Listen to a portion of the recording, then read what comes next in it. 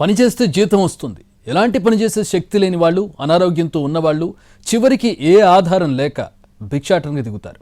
ఇది సాధారణంగా మనం అనుకునే విషయం. కానీ ఇక్కడ జరుగుతున్నది వేరు. సిగ్నల్స్ దగ్గర భిక్షాటన చేసేవాళ్ళు కేవలం పావులు మాత్రమే. వీళ్ల వెనుక పెద్ద ముఠాలే ఉన్నాయి. వీళ్ల సంపాదన ఏ రేంజ్లో ఉందో తెలిస్తే నోరెళ్లబెట్టాల్సిందే. డబ్బు సంపాదించడానికి ఎన్నో మార్గాలు.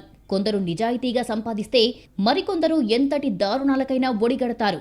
అభం శుభం తెలియని చిన్నారులు, ఏ తోడు లేని ఒంటరి మహిళలు, ఏదో ఒక కారణంతో కుటుంబాలకు దూరమై సమాజంతో సంబంధాలు తెగిపోయిన వాళ్ళు, ఇలాంటి వాళ్ల నిస్సహాయతను వాడుకొని సంపాదించటం కొందరికి వ్యాపారంగా మారింది.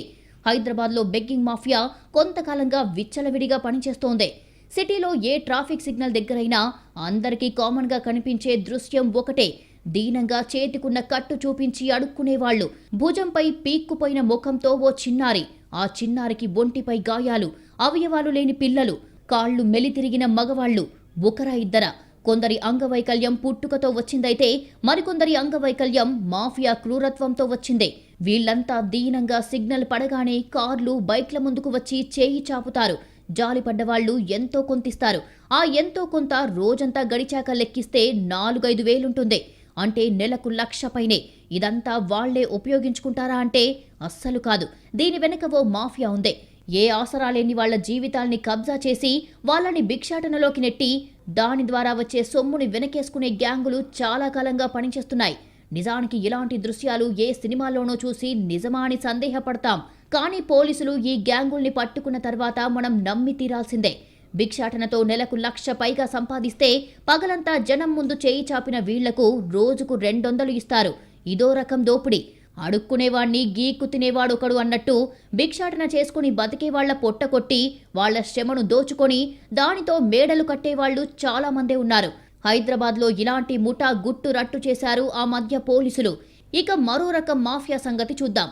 హైదరాబాద్లోని గచ్చిబౌలి చౌరస్తాతో పాటు hitech city, IT corridor, Madhapur లాంటి కాస్ట్లీ ఏరియాలతో పాటు సిటీలో పలు చోట్ల రెడ్ సిగ్నల్స్ పడగానే చేతిలో డొనేషన్స్ బాక్స్తో దగ్గరకొచ్చి దీనంగా ముఖం పెట్టి, ఆంటీ, అంకుల్, మేమంతా అనాథలం, మాలాంటి అనాథల కోసం సాయం చేయండి ప్లీజ్ అని కొందరు పిల్లలు వస్తుంటారు. అయ్యో పాపమని జేబులో చేతికందిన నోటును ఆ డొనేషన్ బాక్స్లో వేస్తుంటారు. ఇక ఇలాగే వచ్చిన కొంతమంది వృద్ధులు మహిళల్ని చూసి జాలిపడి ఎంతో కొంత సాయం చేస్తుంటారు. హైదరాబాద్లో చాలా చౌరస్తాల్లో ఇదే సీన్ కనిపిస్తుంది. పాపం అనాథలైన చిన్నారుల కోసం ఆ మాత్రం సాయం చేయడంలో తప్పులేదు. వృద్ధులు మహిళల్ని ఆదుకోవడంలోనూ తప్పులేదు. కానీ వీరిలో మెజారిటీ బెగ్గింగ్ మాఫియా చేతిలో బందీలుగా ఉన్నారు అన్నది అక్షర సత్యం. హైదరాబాద్లో అచ్చంగా ఇలాంటి మాఫియా గతంలో పోలీసులకు చిక్కిందే. విచారణ జరిపిన పోలీసులకు విస్తుపోయే నిజాలు తెలిసాయి. సరిగ్గా 7 ఏళ్ల కిందట గచ్చిబౌలిలోనే ట్రాఫిక్ సిగ్నల్స్ దగ్గర దీనంగా అడుక్కుంటున్న చిన్నారుల్ని చూసిన అప్పటి గచ్చిబౌలి సీఐ అయ్యో పాపం అనుకుంటూ వాళ్ళని దగ్గరికి తీశాడు. ఏంటి నాన్న మీ బాధ అంటూ అడిగి సాయం చేద్దామని చూశాడు. కానీ చిన్నారులు ఆ పోలీస్ అధికారిని చూడగానే భోరున విలపించారు. మాకు ఇష్టం లేకుండానే ఇలా బెగ్గింగ్ చేయాల్సి వస్తుందని చెప్పడంతో చిన్నారుల గురించి ఆరా తీశాడు. వీళ్లంతా మెదక్ జిల్లా అమీన్పూర్ గ్రామంలోని బ్రహ్మపుత్ర ఆర్ఫనేజ్ హోంకు చెందినవారని గుర్తించారు. హోం యజమాని జోసెఫ్తో పాటు అతని భార్య రాణి 2 పిల్లల చేత ఇలా బెగ్గింగ్ చేయిస్తున్నారని పోలీసుల దర్యాప్తులో తేలింది. ఉదయాన్నే 19 మంది పిల్లలకు టిఫిన్ పెట్టి చేతికి ఓ డొనేషన్ బాక్స్, మధ్యలో తినటానికి స్నాక్స్, వాటర్ బాటిల్ ఇచ్చి రోడ్డుపైకి పంపేవారు. కాసేపయ్యాక కలెక్ట్ అయిన డొనేషన్స్ మొత్తం ఒకరు వచ్చి తీసుకెళ్లేవారు.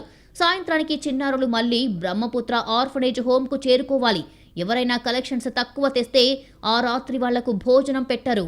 పైగా భయపెట్టేవారని బాధిత చిన్నారులు పోలీసుల ముందు బోరున విలపించారు. అప్పట్లో సెన్సేషన్గా మారిన ఈ కేసులో చైల్డ్ వెల్ఫేర్ కమిషన్తో పాటు పోలీసులు కేసులు నమోదు చేశారు. ఇక రీసెంట్గా హైదరాబాద్లోని సిగ్నల్స్ దగ్గర నిత్యం కనిపించే ఇలాంటి దృశ్యాలను చూసిన కొందరు పోలీసులకు, జీహెచ్ఎంసీ ఉన్నతాధికారులకు ఫిర్యాదులు చేశారు. దీంతో మరోసారి రంగంలోకి దిగిన పోలీసులకు పలు జంక్షన్ల వద్ద వృద్ధులు భిక్షాటన చేస్తూ కనిపించారు.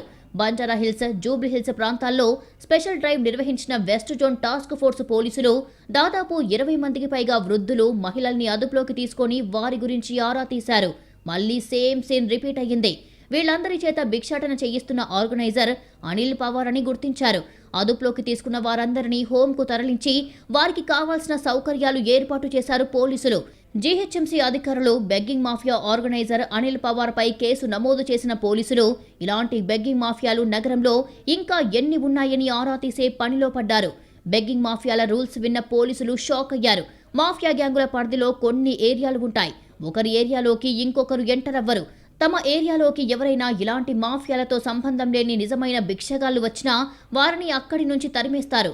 చివరికి వారు కూడా ఏదో ఒక బెగ్గింగ్ మాఫియాలో చేరితేనే భిక్షాటన చేసే ఛాన్స్ వస్తుంది తప్ప ఒంటరిగా అడుక్కునే ఛాన్స్ లేదు. వసూలు చేసిన సొమ్మంతా సాయంత్రానికి కలెక్షన్ ఏజెంట్ వచ్చి తీసుకుంటాడు. రోజంతా ఈ కలెక్షన్ ఏజెంట్లు కొంచెం దూరం నుంచి వీరిని గమనిస్తూ ఉంటారు. ఏ మాత్రం అనుమానం వచ్చినా వారికి తమదైన స్టైల్లో వార్నింగ్ ఇస్తుంటారు. అందుకే సిగ్నల్స్ వద్ద ఉండే మహిళలు, వృద్ధులు ఎవరితోనూ ఎక్కువ మాట్లాడరు. వసూలైన సొమ్ములో నుంచి సాయంత్రానికి 100-200 వారి చేతుల్లో పెట్టి మిగిలిన సొమ్మంతా ఆ ఏజెంట్ తీసుకుపోతాడని పోలీసులు గుర్తించారు. రోడ్లపై ఇలా భిక్షాటనలో కనిపించే వాళ్లంతా అనాథలు లేదా ఏ ఆధారం లేని వాళ్లు. ఇందులో ఎలాంటి సందేహం లేదు. కానీ వీళ్ళెవ్వరూ తమ సొంతానికి అడుక్కోవటం లేదు. వీళ్ల శ్రమను మరొకరు దోచుకుంటున్నారు. భిక్షాటనను కూడా ఇలా ఓ వ్యవస్థీకృత రూపంలోకి తెచ్చి మాఫియాగా మార్చేశారు అనే అంశం పదే పదే రుజువవుతోంది. Begging mafia చెలరేగిపోతోంది. భిక్షాటన చేయిస్తూ కొందరిని, స్వచ్ఛంద సంస్థల ముసుగులో మరికొందరిని వాడుకుంటూ ప్రతి నెల లక్షలు, కోట్లలో వెనకేసుకుంటోంది. నగరంలో స్థలాలు, ఇళ్లు కొంటూ వ్యాపారాల్లో పెట్టుబడులు పెట్టే వరకు వచ్చేసింది. ఇప్పుడు కిడ్నాప్లకు కూడా దిగడం సంచలనంగా మారింది. తాజా ఘటన చూస్తే గతంలో మరిన్ని కిడ్నాప్లు జరిగి ఉంటాయా అనే సందేహాలు వస్తున్నాయి. బెగ్గింగ్ మాఫియాకు చెక్ పెట్టకపోతే మరిన్ని అనర్థాలు జరిగే ప్రమాదం ఉంది. దేశంలో బెగ్గింగ్ మాఫియా ఆగడాలు ఎక్కువైపోయాయి. కొంతమంది దుర్మార్గులు తమ స్వార్థం కోసం ముసలి వాళ్లను, పిల్లలను, ఆడవాళ్లను అడుక్కునేలాగా మారుస్తున్నాయి. వారిని రోడ్లపై అడుక్కొనిచ్చి ఆ డబ్బుతో బెగ్గింగ్ మాఫియా సభ్యులు జల్సాలు చేస్తున్నారు. పోలీసులు బెగ్గింగ్ మాఫియాను అరికట్టడానికి ఎంత ప్రయత్నిస్తున్నా ఫలితం లేకుండా పోతోంది. ఎక్కడో చోట బెగ్గింగ్ మాఫియా వెలుగు చూస్తూనే ఉంది. హైదరాబాద్లో భిక్షాటన చేసే బిచ్చగాళ్ల నెల ఆదాయం ఎంతో తెలిస్తే మీరు షాక్ అవ్వాల్సిందే. ఓ సాఫ్ట్వేర్ ఉద్యోగి కంటే ఎక్కువ సంపాదిస్తున్నారు. ఈ మధ్య పట్టుబడిన గ్యాంగ్ ని పోలీసులు విచారిస్తే షాకింగ్ విషయాలు వెలుగులోకి వచ్చాయి. నెలకు 1.5 నుంచి 2 లక్షల దాకా సంపాదిస్తున్నట్లు తెలిసిందే. భర్త, భార్య, 4-5 పిల్లలు, వృద్ధులతో సహా మొత్తం కుటుంబం ఒక జంక్షన్ను ఆక్రమించుకుంటుంది. అక్కడ ఇతరులెవరూ భిక్షాటన చేయటానికి అనుమతించరు. వీరంతా సగటున రోజుకు 4,000 నుంచి 7,000 వరకు సంపాదిస్తారు. నగరంలో రద్దీగా ఉండే paradise, Jubilee Hills check post, KBR park, Masab tank, Abids, tank bund, Koti women's college, Chandrayan Gutta, Mehdipatnam వంటి జంక్షన్లను ఎంచుకుంటారు. ఇక బెగ్గింగ్ గుంపుల మధ్య టైమింగ్ స్లాట్లు కూడా ఉంటాయి. ఓ కుటుంబం మొత్తం ట్రాఫిక్ జంక్షన్ వద్ద ఉదయం 10 గంటల నుంచి భిక్షాటన చేస్తుంటారు. వీరిని ఆ జంక్షన్ వద్దకు ఆటోల్లో తీసుకొస్తారు. తిరిగి సాయంత్రం ఆటోల్లో ఇళ్లకు చేరుకుంటారు. ఇంటికి వెళ్లేటప్పుడు బిర్యానీ, కళ్ళు, మద్యం వంటివి తీసుకుని వెళ్తారు. బెగ్గింగ్ చేసే కుటుంబాలలో కొందరు వడ్డీ వ్యాపారం కూడా చేస్తున్నారు. ఈ మధ్య పట్టుబడిన బెగ్గింగ్ ముఠా సూత్రధారి కర్ణాటక గుల్బర్గాకు చెందిన అజిత్ పవార్ బాగా సంపాదించినట్లు పోలీసులు గుర్తించారు. అతని వద్ద నుంచి 8 వాహనాలను స్వాధీనం చేసుకున్నారు. భిక్షాటన ద్వారా వచ్చిన డబ్బును చిట్ ఫండ్ వ్యాపారంలో పెట్టుబడులు కూడా పెట్టాడు. ఇతనికి కర్ణాటకలో 2 ఇళ్లు ఉన్నట్లు పోలీసులు గుర్తించారు. బెగ్గింగ్ ముఠాలు స్వచ్ఛంద సంస్థల ముసుగు వేసుకోవటం మొదలుపెట్టి చాలా కాలమయ్యిందే. కావాల్సిందల్లా ఓ collection box, ID, visiting card, white coat. Signals దగ్గర వీటితో నిలబడతారు. జనాలకు వీళ్లకు హెల్ప్ చేస్తే మంచి పని చేసిన ఫీల్ వచ్చేలా కనిపిస్తారు. ఇందులో నిరుద్యోగ యువతులు, మహిళలను భాగం చేస్తారు. వచ్చిన సంపాదనలో సగం ఇస్తామంటారు. జంట నగరాల్లోని రద్దీగా ఉండే ట్రాఫిక్ జంక్షన్ల వద్ద దింపుతారు. వారి బ్యాంకు ఖాతాలకు లింక్ చేసిన క్యూఆర్ కోడ్ను డబ్బాలకు అతికిస్తారు. చేతిలో కరెన్సీ లేకున్నా స్కాన్ చేసి మరీ పుణ్యం తెచ్చుకునే సదావకాశం కల్పిస్తారు. పైసా ఖర్చు లేని దందా, కాస్త కూడా శ్రమ లేకుండా సంపాదించే మార్గం. జనాన్ని మాయ చేసి కష్టాల్లో ఉన్నట్టు కటింగిచ్చి వాళ్ల జేబుల్ని కొల్లగొట్టే ఎత్తుగడ. ఈ వ్యాపారం చాలా చోట్ల బాగానే సాగుతోంది. ఈ ముఠాలు సంపాదిస్తున్న ఆస్తులే దీనికి ఉదాహరణ. ఎల్బీ నగర్లో ఈ దందాలో పట్టుబడిన ఓ సంస్థ నిర్వాహకులు నాదర్గోల్, బడంగ్పేట్, తుర్క్యాంజల్ ప్రాంతాల్లో 80 లక్షలతో ఓపెన్ ప్లాట్లు కొనుగోలు చేసినట్టు పోలీసులు గుర్తించారు. ఇక ఈ మాఫియాలో మరో కోణం ఏంటంటే భిక్షాటన చేసేవాళ్లంతా దీనంగా కనిపించరు. రుబాబ్ చేసేవాళ్లు ఉంటారు. సిగ్నల్ దగ్గర ఆగి జనాలను ఒత్తిడి చేస్తూ, కార్లపై బాదుతూ, 2 వీలర్లపై ఉన్న జనాల్ని ఇబ్బంది పెడుతూ డబ్బులిచ్చి వదిలించుకుంటే పోతుంది అనుకునేలాగా చేస్తారు. ఈ తరహా వ్యవహారంలో హిజ్రాలుగా నటించే వ్యక్తులు ఉంటున్నారు. మామూలు వ్యక్తులే హిజ్రాలుగా వేషం వేసుకొని జనాల్ని ఇబ్బంది పెట్టడాన్ని ఈ మధ్యే పోలీసులు గుర్తించారు. ట్రాన్స్జెండర్ల వేషాలతో బీహార్ నుంచి వచ్చిన కొంతమంది ముఠాలుగా ఏర్పడి బెగ్గింగ్లకు పాల్పడుతూ జనాలను ఇబ్బందులకు గురి చేస్తున్నారని, అడిగినంత ఇవ్వాలని డిమాండ్ చేస్తూ ప్రజలను ఇబ్బందులకు గురి చేస్తున్నారని చెప్తున్నారు. హైదరాబాద్ను బెగ్గర్ ఫ్రీ సిటీగా చేయాలని గతంలోనే ప్రభుత్వం భావించింది. నగరంలోని రోడ్లపై బిచ్చం ఎత్తుకునే 9,000 మందిని పునరావాస కేంద్రాలకు తరలించింది. యాచించకుండా జీవించడం కోసం కొందరికి వృత్తి విద్యలోనూ శిక్షణ ఇచ్చింది. కానీ చెడు అలవాట్లు, ఇతర కారణాలతో పునరావాస కేంద్రాల్లో ఉండేందుకు కొందరు యాచకులు ఇష్టపడటం లేదు. దీంతో అక్కడి నుంచి బయటికి వస్తున్న వాళ్లు మళ్లీ రోడ్ల మీదకు వచ్చి భిక్షాటన చేస్తున్నారు. దీనికి బెగ్గింగ్ మాఫియా తోడు కావడంతో ఈ సమస్య మరింత జటిలమవుతోంది. ఇప్పుడు సికింద్రాబాద్లో బాలుడి కిడ్నాప్ బెగ్గింగ్ మాఫియా పని అని భావిస్తున్నారు. ఈ మాఫియాకు చెక్ పెట్టకపోతే మరింత చెలరేగిపోయే పరిస్థితి కనిపిస్తోంది. రెచ్చిపోతున్న బెగ్గింగ్ మాఫియా, చిన్నారుల కిడ్నాప్లకు తెగబడుతున్న ముఠాలు, భిక్షాటన ఊబిలో కూరుకుపోతున్న చిన్నారులు, భారీగా వెనకేసుకుంటున్న కేటుగాళ్లు. బెగ్గింగ్ ముఠా ఆగడాలు మితిమీరుతున్నాయి. ఒంటరిగా ఉన్న చిన్నారులు కనిపిస్తే చాలు మాటు వేసి క్షణాల్లో కిడ్నాప్ చేస్తున్నారు. పసిపిల్లలు అనే కనికరం కూడా లేకుండా భిక్షాటన ఊబిలో దింపుతున్నారు. రద్దీగా ఉండే ప్రాంతాల్లో పిల్లలను ఎత్తుకెళ్తున్న ముఠాలు పెరిగిపోతున్నాయి. ఎత్తుకెళ్లి భిక్షాటన చేయిస్తున్నారు.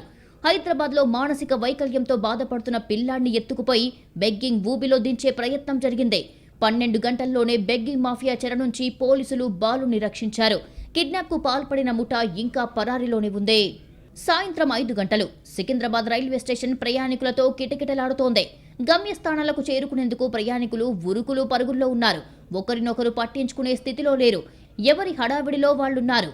అదే సమయంలో సికింద్రాబాద్ రైల్వే స్టేషన్లో అందరూ చూస్తుండగానే 5 ఏళ్ల బాలుణ్ణి బెగ్గింగ్ మాఫియా కిడ్నాప్ చేసింది. ప్లాట్ఫామ్ మీద పిల్లాడు ఆడుకుంటున్న సమయంలో ఎత్తుకొని పారిపోయారు. బెగ్గింగ్ మాఫియా, ఈ మాట మనకు కొత్తేం కాదు, చాలా కాలంగా వింటూనే ఉన్నాం.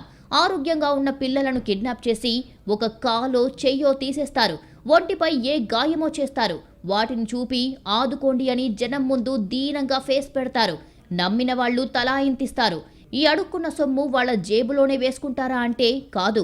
ఇలాంటి అనేక మంది భిక్షాటన చేసి సంపాదించిన మొత్తాన్ని గుంజుకొని నెలకు లక్షల్లో పోగేసుకుంటోంది బెగ్గింగ్ మాఫియా. వృద్ధులను, అంగవికలాంగులను వాడుకొని యాచక వృత్తి కొనసాగించే బెగ్గింగ్ ముఠా రూటు మార్చింది. దారుణాలకు పాల్పడుతోంది. చిన్నారుల్ని కిడ్నాప్ చేసి యాచక వృత్తిలోకి దింపుతోంది ముఠా. అవసరమైతే కాలు చెయ్యి విరగ్గొట్టి అవిటివారిగా మార్చి వాళ్ల ద్వారా బెగ్గింగ్కి పాల్పడుతోంది ముఠా. ఇలాంటి ఘటనే సికింద్రాబాద్ రైల్వే స్టేషన్లో చోటు చేసుకుంది. ఓ 5 ఏళ్ల పిల్లాన్ని ఎత్తుకెళ్లి యాచక వృత్తిలోకి దింపే ప్రయత్నం చేసింది బెగ్గింగ్ ముఠా.